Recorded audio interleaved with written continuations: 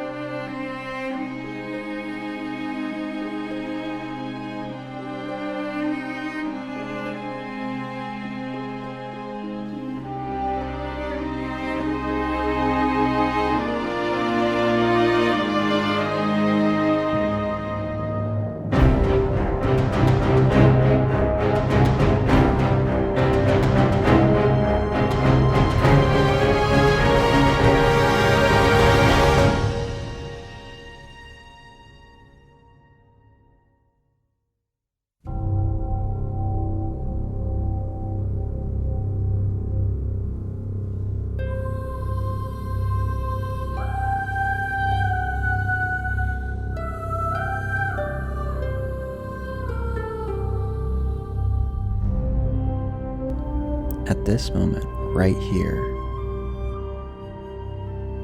started my Destiny journey.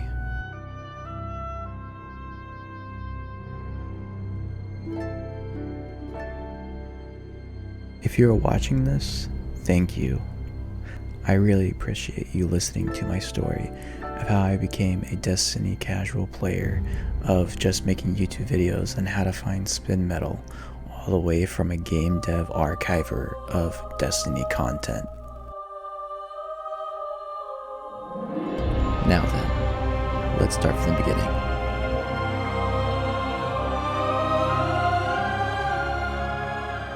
It was July of 2013 at E3. Bungie announced Destiny. Along with the announcement came with the gameplay that you're seeing now. Everything from the art direction, level design, the lighting, everything looked amazing, and that's not even including the gameplay of an FPS first-person shooter that feels amazing. After E3, Bungie did come out with a couple of Vidoc videos, which were really awesome. I watched them. And the following year, in 2014, they released the beta, and I was able to play it on my Xbox 360. Playing the beta kind of gave me an ooh and ah inspiring moment of, yet again, the level design, the skyboxes, which are absolutely gorgeous, the lighting, and having the first-person shooter elements in there, like they did from Halo games, felt incredible. It had that literally like 30-second loop on a timer of just constantly feeling good to shoot something. So that was awesome. When Destiny officially released on September 9th of 2014, I went to GameStop and picked up a PS4 and of course a copy of Destiny. When I first booted up Destiny with its title screen coming on and the amazing music by Martin O'Donnell was bone chilling, and I know I was going to experience something amazing. I was in awe by all the art design that was there from each planet that I went from. Even though the story was lackluster and the RPG elements was not as deep as I would like, the first person mechanics were really good. It felt good to shoot, and it felt good to traverse the level design that was there. So from like a game developer enthusiast at the time, somewhat, it was really something fun. When Vault of Glass came out, I was really pumped, even though I had no one to play with at the time. There was an LFG group that was stuck on Atheon, and I was able to join their team on their team of 5, and we were able to beat the boss, and I was able to get the Vex Mythic class the very first time doing the raid. That gun was god tier and absolutely destroyed everybody in PvP. After beating Atheon, and then I ended up redoing the entire raid with another group, I totally understood what Destiny's heart of the game was, which was in raids. That was the main endgame activity.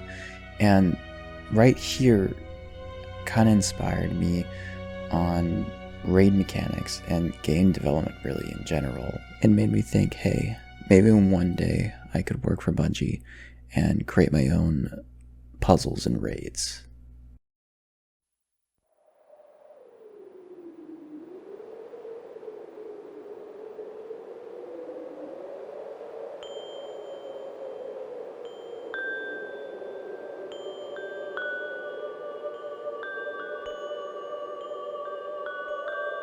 Fast forward a bit in life, I was enjoying playing Destiny still at the time, and I was also working at a warehouse. And me trying to learn how to be a game developer to work at Bungie someday, or any game company that I was thinking about, but Bungie was my main objective at the time. The very first game engine that I encountered was Unity. The one reason why is because Unity was free, and there was Unreal Engine, but that did come with that subscription cost, and at that time it really wasn't an option. So I dived in headfirst into Unity, and from there I ended up creating a couple of games like Pong, a 2D platformer, and also a beta test of a first-person shooter template. At that point I had about 9 months to almost a year of development time in the Unity engine itself. I learned a bit of C# and materials and functionality of textures, how that works. So I felt pretty comfortable in my ability to work on a project that might involve a game dev team. So with that in mind, I went on Craigslist, believe it or not, of all places. Back in 2014, it was still a valuable option to find gigs and stuff. So I went on there and hoping to find an indie team that might actually take me under their wing and show me ways of game development that I haven't experienced yet. It was not too long till I found an indie game team that was totally willing to take me on, and at that point I was really excited because I was like, that's one step closer to me possibly working at Bungie with experience that I need to get there. The dev team was full of really talented people that sadly never got paid that I know of on the one project that they were working on. And little did I know, the project was not going to be in the Unity engine, which I was very familiar of. It was going to be in the Unreal Engine. And at that time, yet again I said previously, the Unreal Engine was on a subscription plan of $20 per month. And me at my job at a warehouse at the time was a little hard to come by. But at the end of the day, I really wanted that game dev experience, and to do that, I needed Unreal Engine 4, so I ended up paying for the subscription myself. Converting my knowledge from Unity all the way to Unreal Engine 4 was okayish at the time. The project that I was working on was a first-person shooter stealth game. It was fairly ambitious, but it was pretty enjoyable because I was, yet again, working with a dev team, getting great experience with talented people. And about 6 months go by. One day I show up at the building and nobody's there.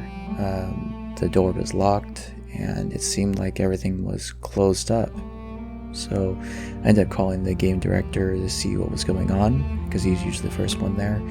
And I got no answer, and weeks later I still got no answer. So I only had to assume that the game dev team shut house and closed up, because I don't know if they ran out of money to pay for rent for the building. I have no clue. All I did know is I have no more game dev team that I was working on a project on. But I went home, I learned a whole lot more on Unreal Engine 4, and luckily I did, because it became a really popular engine as a gold standard for game development. At the same time, while I was learning Unreal Engine 4, I was applying for any position at Bungie that really appropriated with my experience that I've already curated already. One was for a game capture artist, and the other one was for a game level design tester for PvE. So time rolled around. It was about 2015. Taken King has been out for a little bit now, and out of the blue I get an email from Bungie saying that they want to interview me for the game design test position. This got me really excited seeing that email, and words can't even explain what I was feeling at that moment. One was complete joy that I might actually get into Bungie and create awesome stuff for Destiny. The other one was frightening moments of being interviewed by veterans of Bungie and just messing up entirely on the interview and screwing everything up. I put in a ton of work for this interview. First of all, I went through the entire background of Bungie on what they did and what they're doing now, including the engine they were using for Destiny 1 at the time, which was the Tiger engine. I went through all the GDC talks that were available at the time. I thought of every question imaginable that I can be asked in that interview, and also questions that even put me on the whiteboard to fill out any scenario they're going to work me on. I worked extremely hard for this interview, and I felt pretty prepped by the time I got to the Bungie building. But little did I know what I was actually in for. A whole stretch of interviews lasting 8 hours, and more than half of those interviews I was always put on a whiteboard figuring out some kind of crazy scenario. So I made it through 7 of the interviews, and I did pretty good in my opinion, and I think I had a really good chance of getting this job. And then I got to the 8th guy. He put me on a whiteboard, and yet again I was okay with the whiteboard a little bit already because I've been thrown at it for more than half of the interviews already. But at that time I was pretty tired, and he threw a scenario at me that involved 4 people and a bridge, and I had to come up with an answer with the least amount of time for everybody to get across this bridge. The full scenario of this thing that I'm talking about, I'll link in the bottom of the description. It's an old Microsoft question, by the way, so if anyone asks you to do this, this is what it is. Anyway, for whatever reason, I couldn't figure out the answer. My time for everybody to get across the bridge was too long, and he was obviously wanting a shorter number. At the end of it, I said I couldn't figure out the answer, but I really would like to figure out a way that I could if I had more time. By the way, the answer is 17. After the last interview, I felt kind of defeated considering that I couldn't answer his last question that he had for me, and considering that I did the other 7 interviews pretty well. This one really stuck with me as kind of a failure of the interview process. But in any case, before I ended up leaving the Bungie building, India ended up getting handed a great amount of goodies like a Destiny 1 art book, a binder, a leather binder with I could take notes in, and also a Bungie backpack bag that has like a little rope sash around it. You'll see it on the screen here.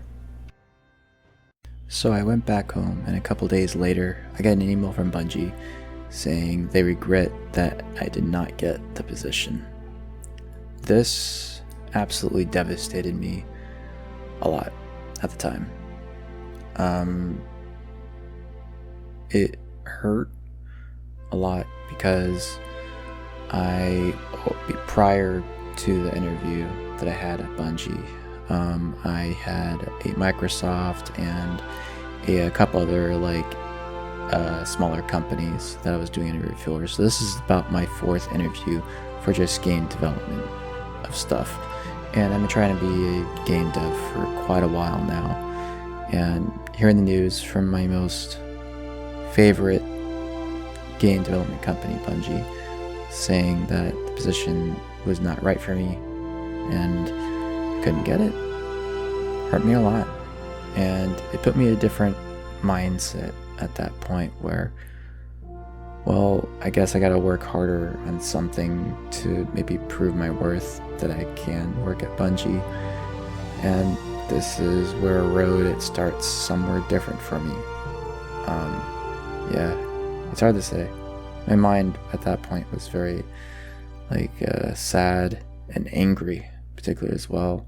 It's because I worked extremely hard, and even though I had about maybe 2 years of game dev experience at that point, and no technical release commercial title, I did release small games here and there, but yeah, it definitely hurt me, and I went back to Unreal Engine 4 and I grinded hard on learning that engine quite a bit, and yeah, life goes from there.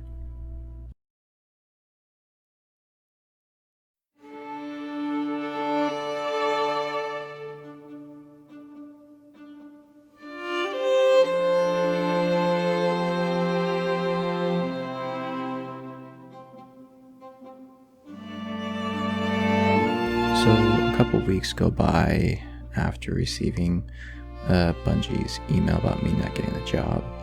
I had this crazy idea. If I was going to reapply for Bungie again, I can possibly put together a promo project, as in recreating a Destiny mission in the Unreal Engine, and have all the features that I have in there that I can possibly implement as a solo person, as a basic first-person shooter element, and also a story mission structure with Destiny type of assets that I can have to work with, and to really show Bungie that I really have what it takes to join the team.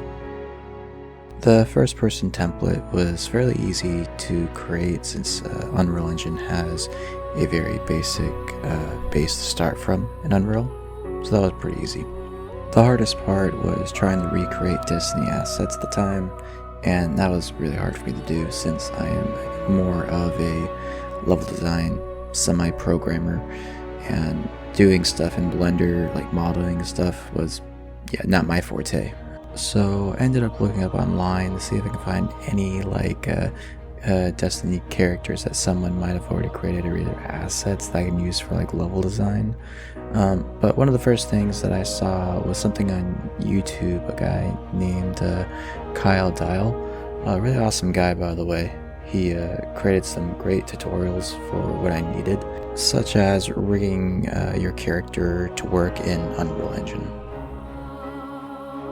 Fast forward a bit, I've been working on this project for a couple of months now, and I have a lot of good mechanics in play for the story mission beats, as I would, but I still was missing assets. All I had was a whole block out of the level with squares and cubes and circles to represent different markers and stuff like that, but I still was missing just Destiny assets, and I was still hoping that someone out there might have assets that I can use to implement into my level, to really get that next level of hey, I know how to use and create Destiny content.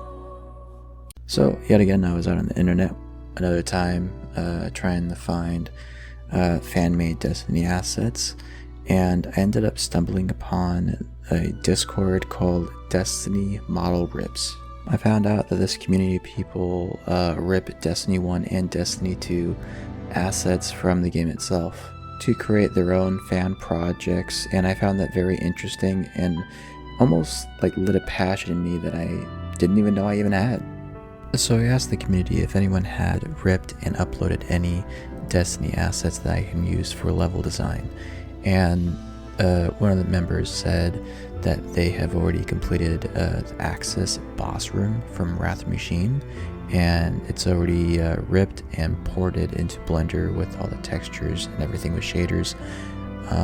So yeah, I thought maybe, hey, I can port what was from Blender into Unreal Engine and see how that works. So I refactored my plan, and that was, instead of creating a story mission, I would recreate the final boss room encounter to be my promo project that I would be able to present to Bungie.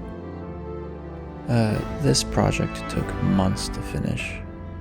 End of the day, I'll probably create a video on this one, going through the hard details of what was really complicated to get Wrath Machine boss room into Unreal Engine from Blender. To tell you the truth, at the end of the day, I really should have ripped it from one of the Destiny 1 applications and then ported it over to the Unreal Engine, but in this case I didn't know what I was doing at the time, and I was brand new to ripping anything from Destiny. So yeah, getting all of the materials into Unreal Engine 4, which I had to custom do every single one because I can't drag and click stuff from Blender into Unreal Engine.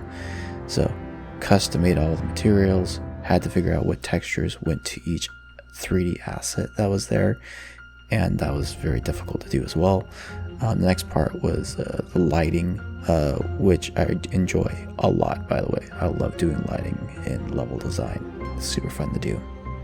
And then also getting the visual effects going and the sound effects was also really, really fun too. I really did enjoy it. Technically, the whole process was very enjoyable. There was really tough times in there in between, but this was a beginning passion project for me that kind of branched from this being a promo profile project to send to Bungie to, hey, this is mine and I want to own this and I want to share this with other people. So that's what I did. I started live streaming all of my importing Destiny content into Unreal Engine and live streaming everything as a docu-series as best as possible, just kind of showing the process. Even if no one watched it at all, I'd be happy that I documented it just for myself so I can look back and see of what I've done, really, just as a badge of accomplishment. Once I finally completed the whole Wrath Machine boss room and I felt good, I felt complete, but during that entire time I was working on that project, Destiny 2 came out, and the whole tobacco of it not being very good, the two primary system, the story was okay, but what I noticed more was the background of how Destiny 2 was made and the management that was there at Bungie. And I know that a lot of the Destiny veterans that were there are no longer there no more, especially when I got interviewed from last time. And that made me rethink of like, hey, do I really want to work for Bungie? Because they're going in the direction that seems more corporate and a bit more money hungry than what I originally was going to be applying for. With that being said, let's fast forward a bit down the line of Destiny's life, particularly where sunsetting started. That was one of the lowest points of Destiny, and I realized at this point, stuff that Bungie has already created can be taken away at any moment. That also includes Destiny 1. Those servers can be turned off anytime they want, and then no one can ever play it again. So this sparked a passion in me saying, hey, I want to archive what I can of Destiny into the engine that I'm most comfortable with, which is the Unreal Engine. So from that moment on, when sunsetting started in Destiny 2, I made a promise to myself that I would start archiving Destiny 1 and Destiny 2 content to Unreal Engine, and to make it available to anyone that wants to have access to the maps or other Destiny content that I import into the engine. Because when Destiny is gone and it's not available anymore to play, because online multiplayer games are like that, because as soon as those servers are shut off, all what you have is what's left of the community, and I wanted to make sure that I could preserve some of that history that Destiny started.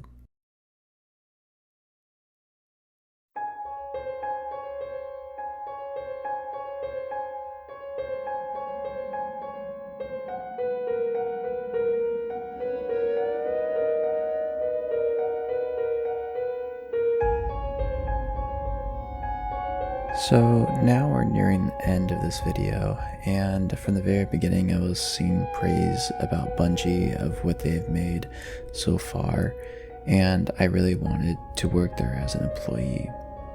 But as of now, it is not my main goal to do so, but for whatever reason, if I get offered a job by Bungie, they would have to reach out to me. I am no longer applying. And if that does happen, I would really have to think it over, because Bungie's moral priorities are not really lined up with mine as of now. Something would have to change inside Bungie for me to do so. Especially this year when Bungie did a GDC talk about a live service product on how Destiny 2 changed and transformed Bungie. Yeah, when Justin Truman put in a note saying, "Beware of over-delivery, you're creating patterns," that stuck out to me as something on why wouldn't you try to deliver the best you can to the fans that have dedicated their money, their time, and effort into your game for many, many years. Made no sense to me. And yeah, that gave me an extra push of like saying, hey, I don't want to work for Bungie anymore at this point. So with that out of the way, I would like to discuss a bit more about the future of this channel and what I'm going to be importing into the Unreal Engine from now on, including maps, weapons, armor, cosmetics, all the above from Destiny 1 and Destiny 2. To do this, I'm going to be getting a little help from a task manager where you guys can view where I'm at for each set of importing maps or armor, weapons, working on tutorial videos, stuff like that. Everything can be viewed in lists and broken down in different categories via in the links below. I will also have all this listed in my Discord, so if you're not in my Discord, please join. I have been having a lot of people that have been wanting tutorials on how to import Destiny maps into the Unreal Engine, and so as of now I'm going to start working on doing so. It is a fairly complicated process, but I at least want to show you my workflow on how I actually am able to accomplish importing Destiny 1 and Destiny 2 maps into Unreal Engine. For the last thing on my plate, I really want to do more videos like this, particularly though devlogs on each map that I create and how much effort I put into it and how much weird stuff I find that Bungie uses in these maps and things that don't make sense.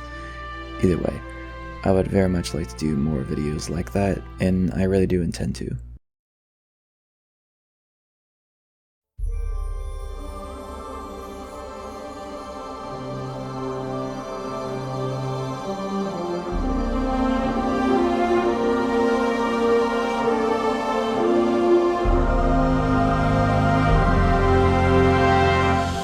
So I guess this is the end. We started from the very beginning of where I started my Destiny journey to where I am now. There was a lot of ups and downs along the way, but in the end, I think it was all worth it to get to here at this moment. And I really want to thank you all for watching. You really didn't have to, and especially if you made it this far, I really do appreciate you. And I'm hoping to come out with more content in the future, hopefully sooner than later. This video did take a while to create, but it was well worth it for me and hopefully for you. So thank you again, and this is David from ET Gaming, and I am out of here. We're going with the illustrious Steve Jobs, a fellow compatriot, Jason Johns, with the two cerebral cortexes. So the question is, next great action shooter set in a persistent world that you share with other players.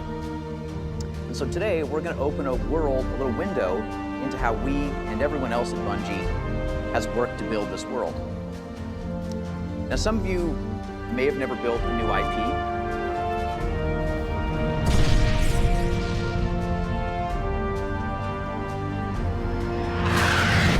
Hey, Darla. Hey, Joe. Come on over. I'm all geared up, ready to go. Well, the plan is, you and me, we're gonna fight through that wall, meet up with Josh on the other side. Sweet, I'll take point. How we looking? Getting dark. Okay, wait 1 sec, and I will take out my ghost.